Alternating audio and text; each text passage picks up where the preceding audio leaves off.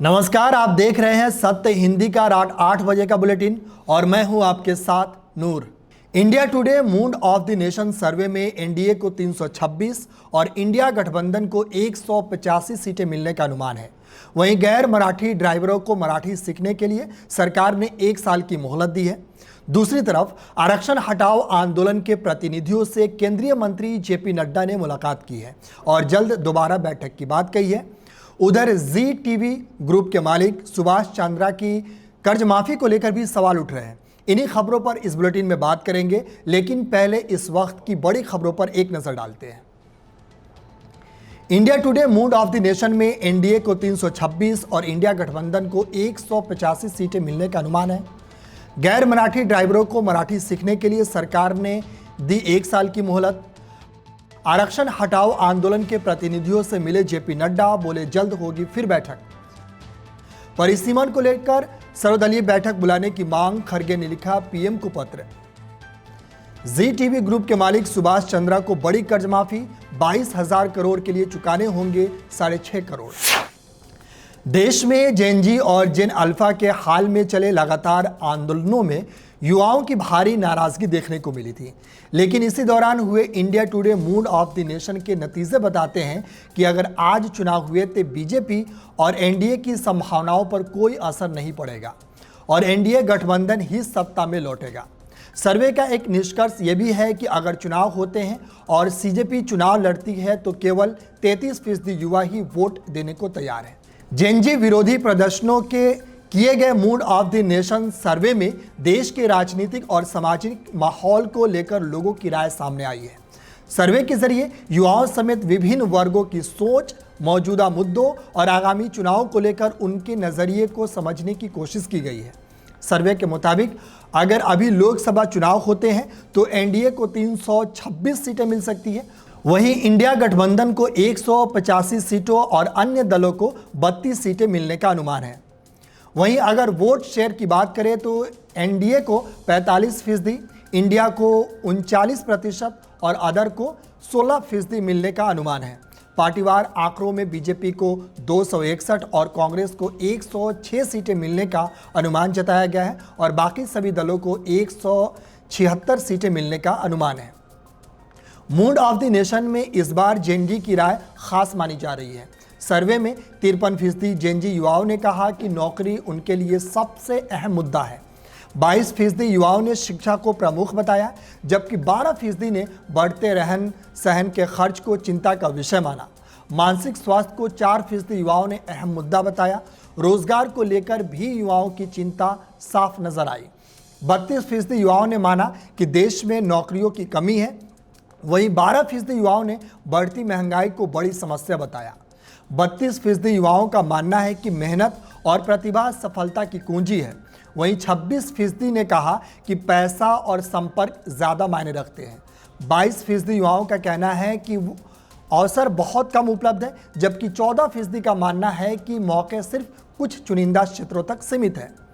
रोजगार उपलब्ध कराने की जिम्मेदारी 63% युवाओं ने केंद्र और राज्य सरकारों पर डाली है।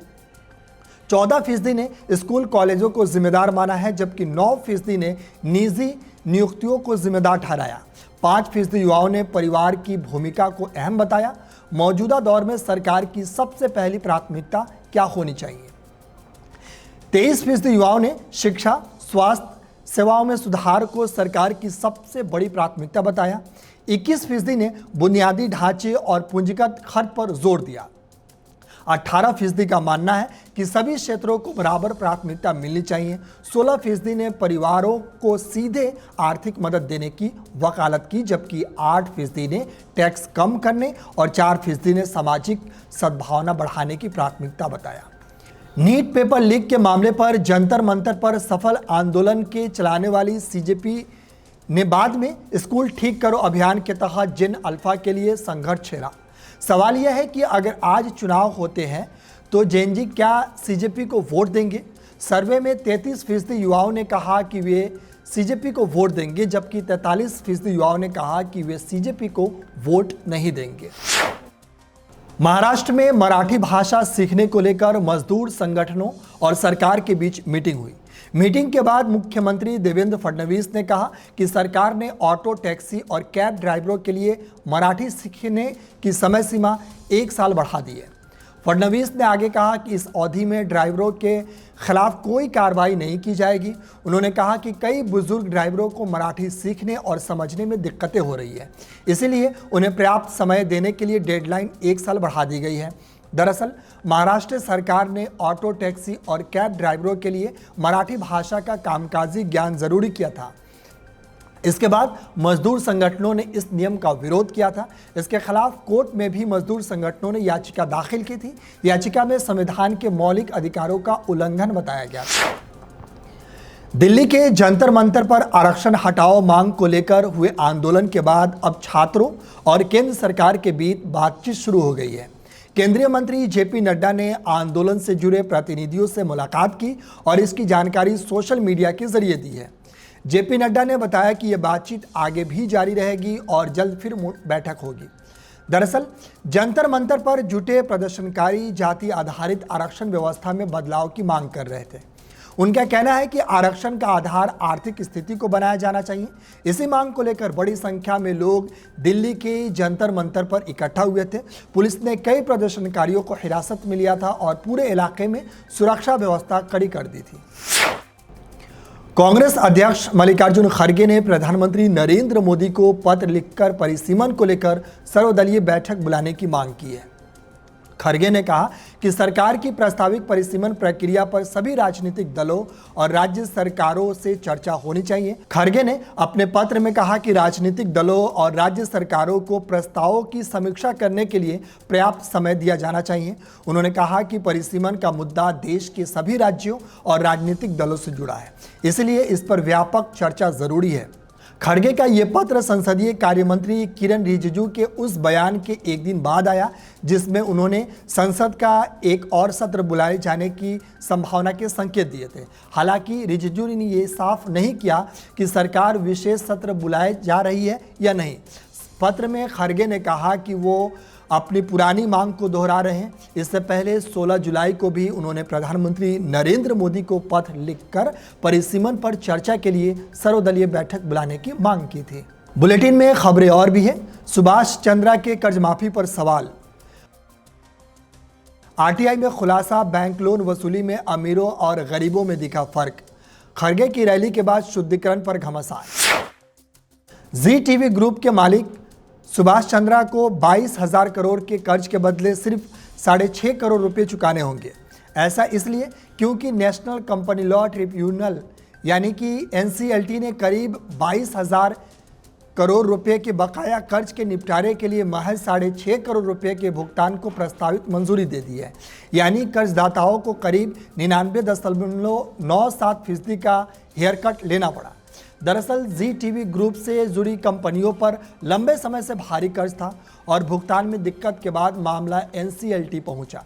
सितंबर 2025 में NCLT को 2 सदस्यीय बेंच के फैसले में मतभेद हुआ था। इसके बाद फरवरी 2026 में मामला तीसरे सदस्य नीलेश शर्मा के पास गया। अब उन्होंने सुभाष चंद्रा की ओर से पेश किए निपटान प्रस्ताव को मंजूरी दे दी है। सुभाष चंद्रा की कर्ज माफी की चर्चा के बीच बैंक लोन की वसूली को लेकर बड़ा सवाल उठ रहा है। भारत में बड़े और छोटे कर्जदारों से लोन वसूली में बड़ा अंतर सामने आया है। हाल ही में सेंट्रल बैंक ऑफ इंडिया से जुड़ी एक RTI रिपोर्ट में सामने आई है। मनी लाइफ की RTI आधारित रिपोर्ट के मुताबिक 100 करोड़ रुपए से ज़्यादा के बड़े डिफॉल्टरों के बट्टे खाते में डाले गए कर्ज की वसूली करीब 15% रही।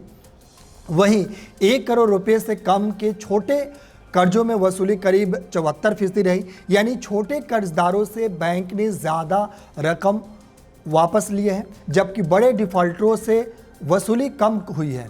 इन आंकड़ों के बाद सवाल उठ रहा है कि बड़े और छोटे कर्जदारों से लोन वसूली में इतना बड़ा अंतर क्यों है।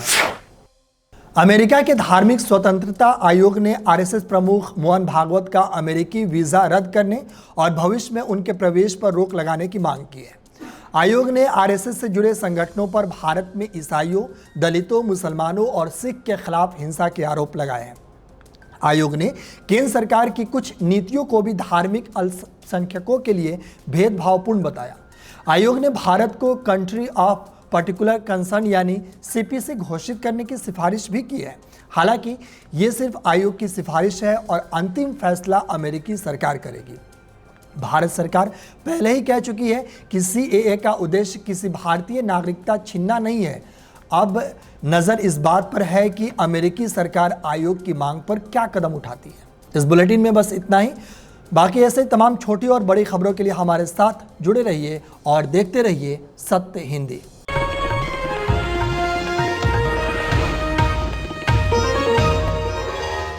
Copyright disclaimer under Section 107 of the Copyright Act 1976. Allowance is made for fair use for purposes such as criticism, comment, news reporting, scholarship, and research. Fair use is a use permitted by copyright statute that might otherwise be infringing.